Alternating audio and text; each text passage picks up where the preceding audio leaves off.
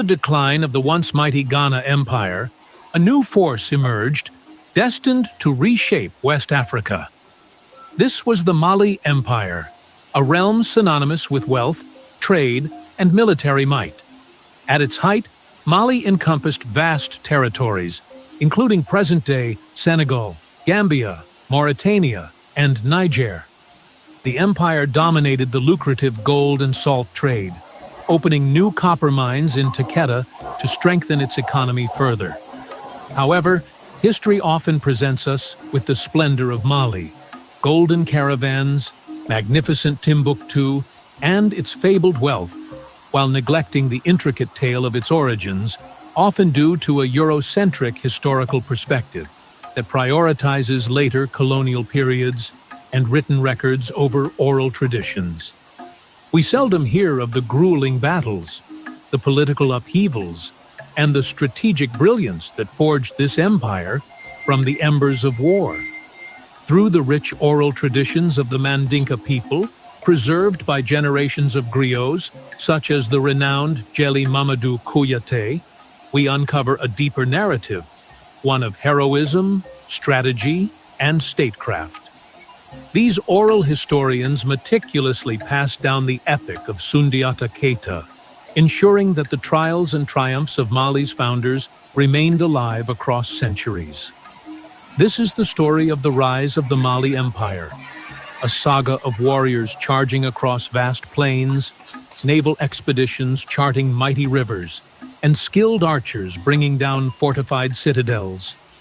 Beyond its military conquests, the empire thrived on formidable institutions and groundbreaking governance, laying the foundation for one of the most influential powers of its age. The origins of the Mandinka kingdom stretch as far back as 1050 AD under the rule of Baramandana, often recognized as its first Islamic king. Some of his successors, such as Musa Keita in 1110 AD, embraced Islam and incorporated its teachings into governance.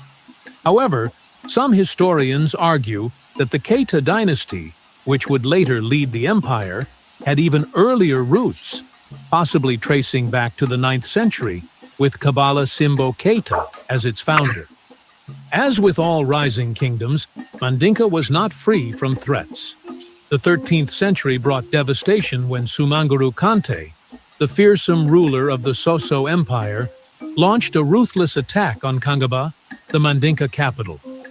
His forces burned the city to the ground, executing 11 princes, leaving only one survivor, the crippled Prince Sundiata Keita. But fate had other plans. Overcoming his disability, Sundiata would rise to become a warrior, uniting the fragmented Mandinka kingdoms against the Soso. He waged a brilliant guerrilla campaign, conquering strategic regions such as Sangaran, Labe, and the Niger River territories. By 1235 AD, the decisive Battle of Kirina saw Sundiata and his allies crush the Soso army, slaying Sumanguru Kante and leaving his kingdom leaderless. With victory secured, Sundiata wasted no time consolidating power. His army swiftly took over the remaining Soso territories, storming the capital, burning it to the ground, and annihilating any lingering opposition. Other cities, such as Dia and Kita, surrendered with less resistance, recognizing the inevitability of Mandinka dominance. To solidify his rule, Sundiata called a grand assembly of nobles and established the Kurukan Fuga, a constitution of 44 edicts governing society, property rights, environmental policies, and personal responsibilities. Though historians often refer to his domain as the Mali Empire, the Mandinka people called it the Manden Kurafaba, translating to the Mandinka Federation, a name reflecting its decentralized system of governance. The Mali Empire was vast, but it was not ruled by an iron fist. Instead, it thrived on a delicate balance of autonomy and imperial control. Most territories remained self-governing kingdoms, their rulers free to govern as they pleased, so long as they recognized the Mansa's supreme authority and paid tribute. True imperial power was wielded at the provincial level, where the Mansa hand-picked or approved governors. Some of these were local rulers he trusted. Others were Faubus, imperial governors loyal only to the throne. This ensured that while distant lands enjoyed autonomy, the empire's core interests, gold, trade, and stability, remained firmly under Malian control. At the heart of governance stood the Gbara, the Mansa's great deliberative council. Formed from the 28 most powerful Mandinka clans, it was more than just an advisory body. It was the empire's engine of rule. 32 officials held portfolios spanning economy, justice, war, foreign affairs, and religion, each representing a pillar of Mandinka society. Of these, 16 were military leaders, responsible for commanding armies, protecting trade routes, and securing vital gold and salt mines. Some ruled volatile frontier provinces where rebellion or invasion was always a threat. 4 seats belonged to royalty, drawn from the imperial Keita dynasty and allied clans, ensuring that blood ties remained at the heart of power. 5 were spiritual leaders, reflecting Mali's religious diversity, while 7 seats were held by the empire's wealthiest merchants and industrial figures, ensuring the empire's economic pulse never wavered. Through this structured yet flexible system, Mali expanded its frontiers, securing trade routes and resource-rich lands. Power was carefully distributed, ensuring loyalty without stifling local rule. And as its dominion grew, so too did its wealth, turning Mali into a force that shaped the very heartbeat of West Africa. The wars of expansion that shaped the Mali Empire were fought by a military force that evolved from its Mandinka roots. The army that had won the empire numbered 23,000 strong, a formidable force led by the Mari, the overall field commander, and his 16 Tontigi, powerful clan leaders commanding elite heavy cavalry. These riders, 3,000 in number, formed the core of the army, supported by 5,000 disciplined spearmen and 15,000 skilled archers under Kalakun officers. But as Mali transformed into an empire, so did its military. With vast resources and greater manpower, its strength swelled to an astonishing 100,000 semi-professional troops, nearly 5 times its original size, reinforced by levies from conquered lands. At the helm stood the Mansa, supreme ruler of Mali. Beneath him, command was divided between 2 great generals, the Farim Sora, leading the northern armies, and the Sankar Zuma, commanding the south. The 16 Tontigi now held seats in the empire's ruling council, the Gbara, wielding both military and political power. Among the most elite warriors were the Faubus, great brave men who served as vassal lords and governors, and the Farima, brave men, akin to European knights, commanding cavalry and retainers. Together, these Ferrari, or warrior nobles, formed a 10,000-strong force of heavily armed riders feared across the land. Yet, it was the infantry that formed the backbone of Mali's might. 70,000 to 90,000 warriors, predominantly archers, led by Kalakun captains. Their relentless volleys rained death upon enemies, securing victories before the cavalry struck the final blow. Beyond the battlefield, Mali's military reach extended further. Fortified garrisons, manned by freemen and slaves, safeguarded provinces, while a naval fleet emerged to dominate the empire's waterways. Hundreds of war canoes, some over 25 meters long, with crews of 100, these war canoes manned by skilled sailors and archers, patrolled rivers and ferried troops, making the empire's military as fluid as it was fearsome. This was the machine that secured Mali's dominance, a force of raw power, intricate strategy, and relentless ambition. In the wake of Sundiata Keita's final victory over the Soso in 1235 AD, the Mali Empire stood on the brink of transformation. The war that had shattered Sumangaru's dominion was over, but the work of empire building had only just begun. With the northern sieges complete, Sundiata made a decisive move. He demobilized nearly a third of his army. The warriors who had marched at his side were now encouraged to lay down their weapons and turn to the land, becoming farmers and herders. This was not just a military decision, it was a vision. Stability and prosperity would be forged not only through conquest, but through economic and social renewal. From his new capital at Niani, nestled at the meeting of the Upper Niger and Sankarani rivers, Sundiata ruled as emperor, but never again as a battlefield commander. The burden of expansion now rested on his most trusted generals, Fakoli Koroma, Fran Kamara, and Tiramakan Traore. Their campaigns would push westward, toward the gold fields and horse-rich lands that could further empower the empire. But history leaves us only fragments of their conquests, the details lost in time. What follows, then, is a reconstruction, a glimpse into the battles, struggles, and ambitions that would shape the destiny of Mali. Fakoli Koroma rode to war with a purpose, Bambouk. A land of rivers and mountains, its gold fields shimmered with untold wealth, a prize that could solidify Mali's dominance. To claim it, Fakoli led the formidable Koroma clan and a third of the empire's army, marching toward a region that had long resisted conquest. The invasion likely followed the lifeblood of the land, the upper branches of the Senegal River. War canoes, sleek and swift, cut through the waters, ferrying warriors who struck like lightning upon riverside settlements. On land, Mandinka heavy cavalry and fast-moving light troops advanced in unison, overwhelming their foes with precise, relentless force. But Bambouk was no easy prey. Its people had known war, had resisted their neighbors time and again. Perhaps they fought from the riverbanks, launching desperate counterattacks, or from the mountains, attempting to outmaneuver the invaders.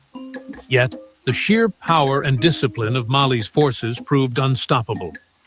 One by one, the lowland defenses crumbled. In the aftermath, the empire wasted no time. Merchants, metalworkers, and tradesmen flooded in, eager to exploit the newly secured gold fields. Their toil would transform Bambouk into the beating heart of Mali's wealth, a cornerstone of an empire whose riches would echo across the world. The lands of the Mali Empire were vast, but security was never guaranteed. To the south, the towering highlands of Fouta Djallon loomed, a fortress of nature itself. This rugged land of elevated plateaus, deep canyons, and jungle-choked valleys was a world apart, a bastion of defiance that would not bow easily. It was here, according to oral histories, that the warrior Fran of Clan Kamara led the charge. But this was no ordinary conquest.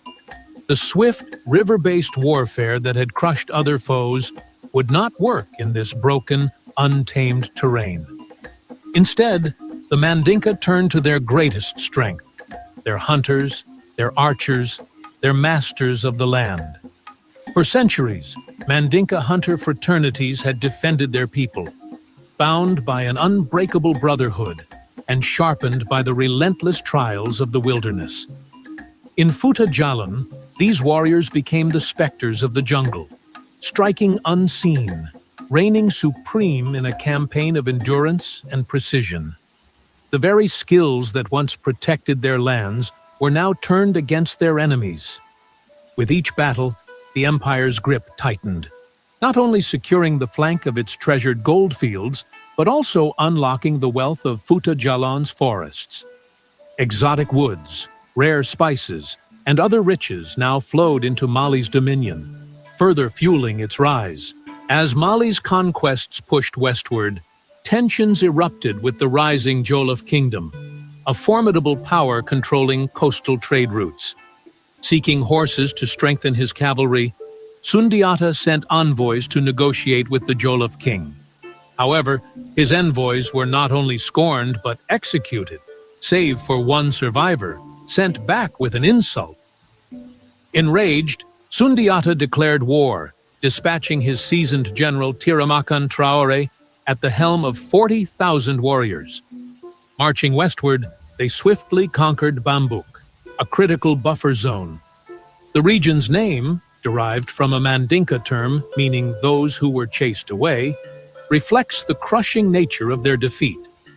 After securing Bambouk, Tiramakan focused on stabilizing the land, delaying the main invasion for a year. Once ready, Mali's forces surged into Jollof, clashing with the kingdom's cavalry in a fierce battle. Oral traditions recount a decisive victory for Mali, culminating in the death of the Jollof king and the annexation of his territories. This conquest solidified Mali's dominance over the western trade routes and struck fear into rival states. With the conquest of Jollof, Tiramakan Traore pressed further, subduing new territories while the recently acquired lands were pacified and reorganized. But Mali's expansion was not won by the sword alone. Sundiata Keita, ever the strategist, used diplomacy and economic influence to cement his empire's control. By the time of his death in 1255 AD, Mali had grown far beyond the realm of the Soso Empire he had crushed. It now rivaled the legendary Ghana Empire, a dominion stretching across the gold-laden trade routes of West Africa. In the decades that followed, Sundiata's successors and generals built upon his legacy, extending Mali's reach into Gao and Takrur, securing its grip over key trade corridors. Their power became so great that foreign kingdoms took notice. A new tradition soon emerged. The Mansus of Mali began making the Hajj, the sacred pilgrimage to Mecca. This custom was first undertaken by Wali, Sundiata's son and successor, whose rule not only upheld his father's legacy, but strengthened it. Under his reign, Mali seized control of the great trade cities of Walata and Timbuktu, securing its place as the beating heart of West African commerce and culture. Mali was no longer just a rising empire. It was a force that would shape the world. Mali's golden age was not without its shadows. After Mansa Wali's 20-year reign, the empire was thrown into chaos. His two adoptive brothers vied for the throne, each ruling briefly before descending into tyranny. What followed was a string of fleeting rulers, their fates tied to the power struggles between the Gbara, which sought to uphold Sundiata's legacy, and the Dozo guilds, who longed for a return to pre-Islamic traditions. As factionalism deepened, Mali's grip on its territories weakened. But at the turn of the 13th century, an unlikely figure emerged.